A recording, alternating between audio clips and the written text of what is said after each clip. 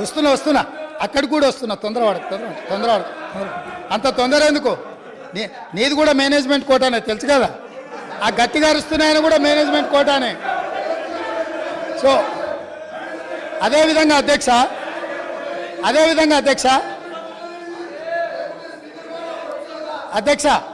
అదేవిధంగా 18 జూలై అధ్యక్ష బాగినాలే ప్రతిపక్ష నాయకులు 18 జూలై 1996 ఒక చర్చ సందర్భంగా ఈ చర్చ 610 జీవో మీద తెలంగాణ సమస్యల మీద చర్చ జరిగినప్పుడు ఒక గొప్ప నాయకుడు, చాలా గొప్ప నాయకుడు అని చెప్పుకునేవాళ్ళు ఏం మాట్లాడినరో నేను చెప్పదలుచుకున్నా అధ్యక్ష. ఇది అసెంబ్లీ రికార్డులలో ఉంటాయి, కావాలంటే వాళ్ళు కూడా చూసుకోవచ్చు, లేదంటే కాపీ నేను మీకు పంపిస్తాను, మీ ద్వారా వాళ్ళకి ఇవ్వచ్చు. ఉద్యోగులకు సంబంధించి 6 సూత్రాల పథకం, జోనల్ సిస్టమ్ వంటివి దెబ్బతిన్నాయి. సర్ప్లస్ స్టాఫ్ను రాష్ట్రంలో ఏ మూలనైనా వాడుకునేలా వీలు ఉండాలి, కానీ ఆ విధానం లేదు. మనం విధించుకున్న ఆటంకం 6 సూత్రాల జోనల్ విధానం. సిబ్బందిని వినియోగించుకోలేక, పని లేకపోయినా కోట్ల లక్షల రూపాయలు నిరర్థకంగా పెట్టుకొని ఖర్చు చేస్తూ వృధా చేస్తున్నాం. ఈ విధానంలో మార్పులు చేయాలి, డైనమిక్గా మూవ్ కావాలి.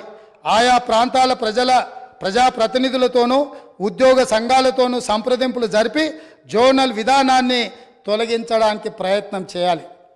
ఆనాడు 69 తెలంగాణ ఉద్యమంలో ఎంతోమంది అమరులై కేంద్ర ప్రభుత్వంతో కొట్లాడి నిటారుగా నిలబడి సాధించుకున్న జోనల్ విధానాన్ని, జోనల్ విధానం ద్వారా ఉద్యోగ ఉపాధి అవకాశాలలో తెలంగాణ వాటాను కోటాను నిర్ణయం చేసి జోనల్ విధానం తీసుకొస్తే ఈ 18 జూలై 1990 నాడు ఆనాడు మంత్రిగా ఉన్న శ్రీ గౌరవనీయులైన కల్వకుంట్ల చంద్రశేఖరరావు గారి ప్రసంగంలోని పాఠం ఇది. వారికి తెలంగాణ ప్రజల పట్ల, తెలంగాణ విధానాల పట్ల ఉన్న నిబద్ధత.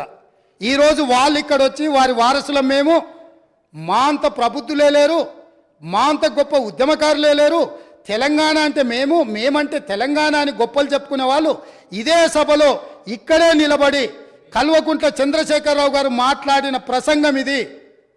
ఇట్లా మాట్లాడినందుకు వారి తరఫున ఇక్కడ మాట్లాడిన వాళ్ళు మొదట తెలంగాణ ప్రజలకు క్షమాపణ చెప్పి జోనల్ విధానాన్ని, 6 సూత్రాల విధానాన్ని వ్యతిరేకించినందుకు తెలంగాణ ప్రజలకు క్షమాపణ చెప్పి మాట్లాడితే బాగుంటుంది. చరిత్ర వెనకెళ్ళి తవ్వడం మొదలు పెడితే ఆ సమాధులల్లో మీరు కూరుకుపోతారు, మళ్ళీ బయటికి కూడా రారు. కాబట్టి పదే గతాన్ని తవ్వడం, ఎత్తిపోయడం అంటూ మొదలు పెడితే, ఈ పక్క నుంచి మేము ఎత్తిపోయడం మొదలు పెడితే మీరు తట్టుకోలేరు. అందుకే 2 జూను 2014 నుంచి తెలంగాణ రాష్ట్రం ఏర్పడ్డ తర్వాత జరిగిన పరిణామాల మీద మొదటి 9.5 సంవత్సరాలు మీరు పరిపాలన అందించారు, రాబోయే 10 సంవత్సరాలు మేము పరిపాలన అందించబోతున్నాం. ఇందులో సహేతుకమైన సూచనల్ని, సలహాలని మీరు ఇవ్వడానికి ముందుకు రావాలి అని చెప్పి నేను వారికి గుర్తు చేస్తున్నా అధ్యక్ష. అదేవిధంగా అధ్యక్ష, ఈరోజు ఈ తెలంగాణ రాష్ట్రంలో మనం నిర్ధారించుకున్న విధానాలు అత్యంత క్లిష్టమైనవి, బాధ్యతాయుతమైనవి. ఈ 6 గ్యారంటీలు మేమే గుర్తు చేసుకున్నామని కాదు, ఈరోజు వారు కూడా బైబుల్ లాగానో, గీత లాగానో, ఖురాన్ లాగానో పవిత్రంగా చేతిలో పట్టుకొని తిరగవలసిందే. ఈ 6 గ్యారంటీల నుంచి ఎవరు తప్పించుకోలేరు. ప్రతిరోజు శ్రీరామ జపం చదివినట్టు, లేకపోతే ఖురాన్ పఠించినట్టు, బైబిల్ని చదివినట్టు ప్రతిరోజు మేము ఇచ్చిన 6 గ్యారంటీలను వాళ్ళ చేత ఈ సభలో వెల్లువేయించే బాధ్యత నాది అధ్యక్ష. ప్రతిరోజు వాళ్ళతో మాట్లాడిపిస్తా. ఎందుకు అనంటే వాళ్లకు కూడా పథకాలలో ఉన్న గొప్పతనం అర్థం కావాలి, అర్థం చెయ్యాలి. అందుకే మీరు మిమ్మల్ని విజ్ఞప్తి చేస్తున్నా, రిక్వెస్ట్ చేస్తున్నా, వాళ్లకు అవసరమైనప్పుడు మైక్ ఇచ్చి వాళ్ళని ఎప్పటికప్పుడు మాట్లాడించాల్సిందిగా నేను కోరుకుంటున్నాను అధ్యక్ష. అదే విధంగా అధ్యక్ష, గవర్నర్ ప్రసంగము కాంగ్రెస్ పార్టీ మేనిఫెస్టో లాగానే ఉందని మరి పెద్దలు, చాలా అనుభవజ్ఞులు కడియం శ్రీహరి గారు, వారి పట్ల నాకు గౌరవం ఉంది.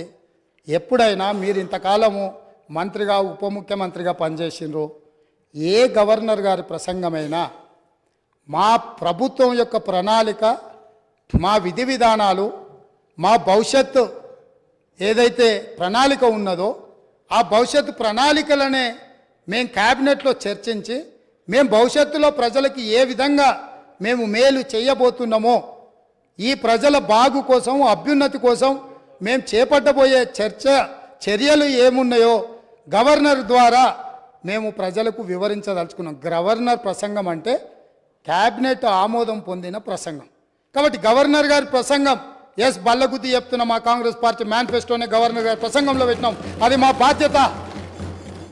అది అల్లా తప్పగా తయారు చేసింది కాదు. నిబద్ధతతోని నిక్కచ్చితంగా మేమందరం కూర్చొని, ఎవరో ఒక్కరు ఎక్కడనో కూర్చొని ఏదో రాసి ఏదో ఇచ్చి ఏదో చదివించే విధానం కాంగ్రెస్లో లేదు. సమిష్టి నాయకత్వం, సమిష్టి నిర్ణయాలు, సమిష్టిగా పరిపాలన జరుగుతుంది, సామాజిక న్యాయం జరుగుతుంది.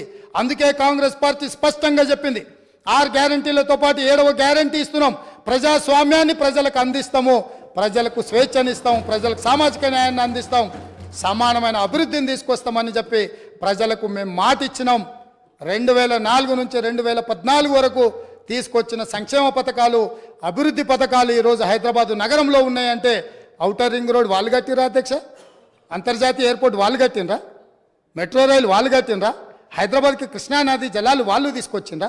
హైదరాబాద్కి గోదావరి జలాలు వాళ్ళు తీసుకొచ్చిరా? హైదరాబాద్లో ఈరోజు తీగల వంతెన మీద ఫోటోలు దిగుతున్న వాళ్ళు ఆనాడు కాంగ్రెస్ పార్టీ అధికారంలో ఉన్నప్పుడు చేసిన ప్రణాళికనే అన్న సంగతి అప్పుడే మర్చిపోయిందా? ఇవాళ మీరు నెత్తి మీద నీళ్లు చల్లుకున్నంత మాత్రాన గోదావరి తాగునీటి జలాలకు ప్రణాళిక పెట్టింది ఎవరు? ప్రారంభించింది ఎవరు? పనులు ముందుకు తీసుకొచ్చింది ఎవరు అధ్యక్ష?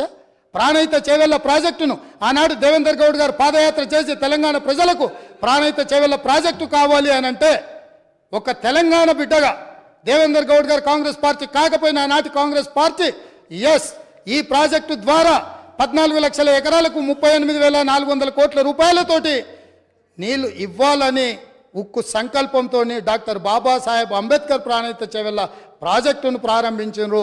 పెద్దలు వెంకటస్వామి గారి సూచనతోని ఆ పేరును పెట్టినరు. పనులు ప్రారంభించి చేవెళ్లలో అర్ధాంతరంగా ఆగిపోయిన పనులకు ఎవరు బాధ్యత తీసుకుంటారని నేను అడుగుతున్నా అధ్యక్ష. ఆనాడు కాంగ్రెస్ పార్టీలో ఉన్న నాయకులు, చిన్నారెడ్డి గారు లాంటి వాళ్ళు మాట్లాడడం వల్ల పాలమూరు ప్రాంతానికి, రంగారెడ్డి ప్రాంతానికి సాగునీటి ప్రాజెక్టు నిర్మించాలి, సాగునీరు తాగునీరు ఇవ్వాలి అని పాలమూరు రంగారెడ్డి ఎత్తిపోతల ప్రాజెక్టుకు 2013లోనే మంజూరు ఇచ్చి పనులను సర్వేలు చేయమని ఆదేశాలు ఇచ్చి దానికి పునాది రాయి వేసింది కూడా కాంగ్రెస్ పార్టీ కాదా అని నేను అడుగుతున్నా.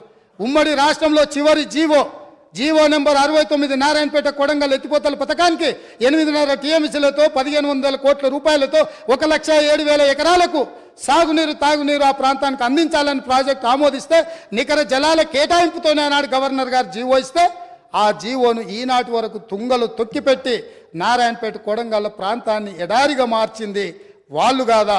ఈ వివక్ష వీళ్ళు చేసింది కాదా అని నేను అడుగుతున్నా అధ్యక్ష.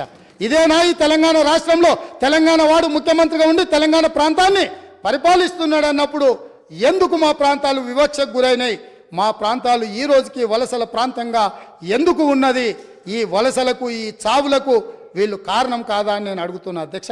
అదేవిధంగా ఈరోజు నేను మాట్లాడదలుచుకున్న అధ్యక్ష, తెలంగాణ రాష్ట్రంలో డ్రగ్స్ మహమ్మారి లేకుండే, తెలంగాణ ఉమ్మడి రాష్ట్రంలో డ్రగ్స్ గురించి చర్చలు లేకుండే, గంజాయి మత్తు లేకుండే, లిక్కర్ కూడా అతి తక్కువగా ఉండే.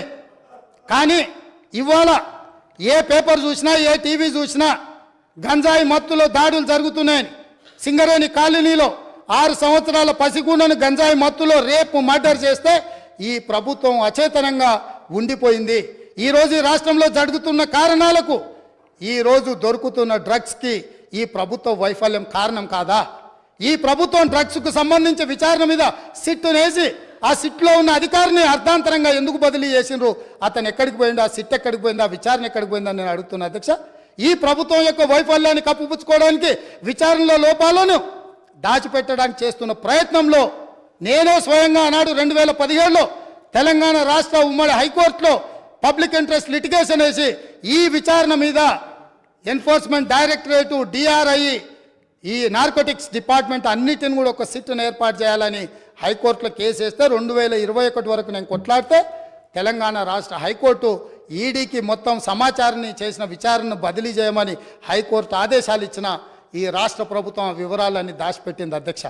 ఆనాడు డ్రగ్స్లో ఏవైతే టెలిఫోన్లు కానీ, కంప్యూటర్స్ కానీ, ల్యాప్టాప్లు కానీ ఇతర సీజ్ చేసిన ఎక్విప్మెంట్, ఎలక్ట్రానిక్ ఎక్విప్మెంట్ ఏది కూడా ఈరోజు వాళ్ళు ఫోరెన్సిక్ ల్యాబ్కు పంపించలేదు.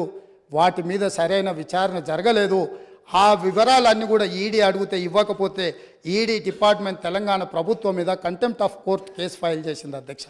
నేను అడుగుతున్న అధ్యక్ష మీ ద్వారా ప్రతిపక్షాన్ని, ఈ రాష్ట్రాన్ని పంజాబ్ రాష్ట్రాన్ని మీరు చూసిండ్రు. పంజాబ్ రాష్ట్రాన్ని ఈరోజు డ్రగ్స్ మహమ్మారి పట్టి పీడించడంతో ఈరోజు గ్రామాలల్లో పేద మహిళలు, ధనవంతులు శ్రీమంతులు కాదు, పేదలు భార్య తల్లి కూలికి పోయి సంపాదించిన డబ్బులో భర్తలను సోదరులను ఇవాళ డ్రగ్స్కి అలవాటు పడి బాధపడుతుంటే వాళ్ళకు అందులో సంపాదించిన కొంత డబ్బు పెట్టి డ్రగ్స్ కొని ఇచ్చే పరిస్థితి వచ్చింది. ఈ పరిస్థితి పంజాబ్ రాష్ట్రాన్ని నిర్వీర్యం చేసింది అధ్యక్ష. పంజాబ్లో యంగ్ విడోస్ చిన్న వయసులోనే మహిళలు వితంతువులుగా మారుతుంటే డ్రగ్స్ బారిన పడి ఈరోజు చావులను మనం కల్లారో చూస్తుంటే, రాష్ట్రమే నిర్వీర్యం అయిపోతుంటే, యువత డ్రగ్స్ బారిలో పడి చచ్చిపోతుంటే, తెలంగాణ రాష్ట్రంలో పూర్తిగా కూకటి వేళ్లతో పెకిలించి వేయాల్సిన ఈ డ్రగ్స్ మహమ్మారి విషయంలో ఎందుకు విచారణలో ఈ ప్రభుత్వం ఆనాడు జాప్యం వహించింది, ఎందుకు నిర్లక్ష్యం వహించింది, ఎందుకు దీని మీద చర్యలు తీసుకోవడానికి నార్కటిక్ డిపార్ట్మెంట్కు, డిఆర్ఐ డిపార్ట్మెంట్కు, ఈడీ డిపార్ట్మెంట్కు ఎందుకు సంపూర్ణమైన సమాచారాన్ని ఇవ్వలేదని నేను అడుగుతున్నా అధ్యక్ష. ఈరోజు నేను టీఎస్ న్యాబ్లో ఒక అడిషనల్ డీజీ క్యాడర్ ఆఫీసర్ని పెట్టి ఎంపవర్ చేసి ఇవాళ ఈ రాష్ట్రంలో డ్రగ్స్ అనే పదం వినిపించొద్దు, ఈ రాష్ట్ర సరిహద్దులు ఎవడు గంజాయితో రావద్దు, ఎవడు వచ్చినా ఎంత పెద్దవాడైనా ఎంత గొప్పవాడైనా వాళ్ళ వెనకాల ఎవరు ఉన్నా ఊచలు లెక్క పెట్టాల్సిందే, లెక్క పెట్టియాల్సిందే అని ఈరోజు నా ప్రభుత్వం మా మంత్రివర్గ సహచరులు తీసుకున్న నిర్ణయాన్ని ఈ ప్రతిపక్షాలు అభినందించాల్సిన అవసరం లేదు అధ్యక్ష. మిగతా విషయాలలో భిన్నాభిప్రాయాలు ఉండొచ్చు, భేదాభిప్రాయాలు ఉండొచ్చు, కానీ డ్రగ్స్ మహమ్మారిని నిషేధించడానికి నిర్వీర్యమైపోతున్న యువతను, చిన్న పాఠశాలల ఆడపిల్లలు బలైపోతున్న ఈ మహమ్మారిని నిషేధించడానికి ఈ దాన్నైనా అభినందించడానికి మన ప్రభుత్వాన్ని మీరు అభినందించడానికి మీకు మనసు రాలేదా అని నేను అడుగుతున్నా అధ్యక్ష. అంటే ఈరోజు ఈ సభలో వీళ్ళందరూ మిగతా వాట్లలో వాళ్ళకి రాజకీయ కోణాలు ఉండొచ్చు, కానీ ఈ విషయంలో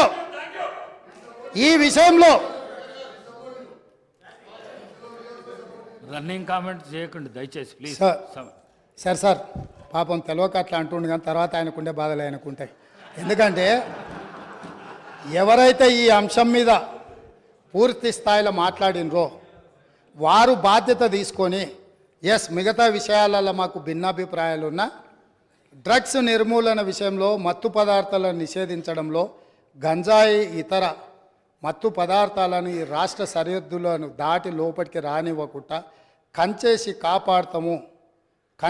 కాపాడాల్సిన బాధ్యత ఈ 119 మంది శాసనసభ్యుల మీద ఉన్నది అని మనందరం ఏకగ్రీవంగా ఈ విషయంలో ఒక అభిప్రాయానికి వచ్చినుంటే ఎంత మంచి సందేశం ఇవాళ తెలంగాణ ప్రజలకు చేరుండేది అధ్యక్ష. కాళ్ళు వనకాలి అధ్యక్ష. ఎవరైనా ఈ రాష్ట్రంలో గంజాయి కానీ, కొకైన్ కానీ, హెరాయిన్ కానీ ఇట్లాంటివి రకరకాల ఎన్నో పేర్లు పలకడానికి కూడా నాకు రాదు అధ్యక్ష. వీటన్నిటినీ 100% ఉక్కు పాదంతో అణిచివేస్తాం, ఎంత వాళ్ళున్నా బొక్కలేస్తామనే నిబద్ధతతో మా ప్రభుత్వం పనిచేయబోతుంది. దీనికైనా వాళ్ళు పూర్తి స్థాయిలో మద్దతు పలకాలి అని చెప్పి మీ ద్వారా వారికి విజ్ఞప్తి చేస్తున్నా అధ్యక్ష. అదేవిధంగా అధ్యక్ష